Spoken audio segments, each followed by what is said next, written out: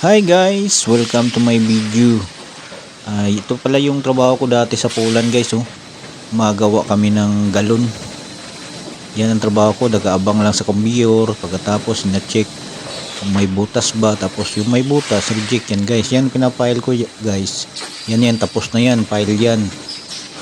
Hanggang umabot dun sa dulo. Yan, tinawag ko na yung kasama ko para iangat na namin yung galon. Ipapile ko na kasi yung doon, tapos tagabalot yan, kasama ko na yan, ibang lahi yan guys.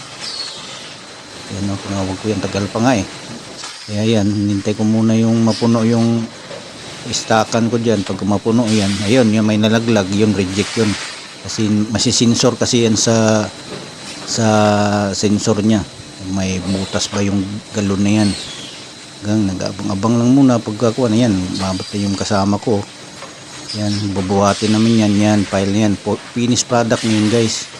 Yan, bubuhatin namin yan, finished product na yan, babalutin na yan, tapos okay na, deliver na. Yan trabaho ko guys dito sa Poland. Simple lang guys, pero tiyaga lang. Yan, 12 hours a day kami dito guys, shifting 7 to 7 yung pasok ko dyan. Okay guys, hanggang dito lang muna ang video natin guys. Follow and share, bye bye, God bless.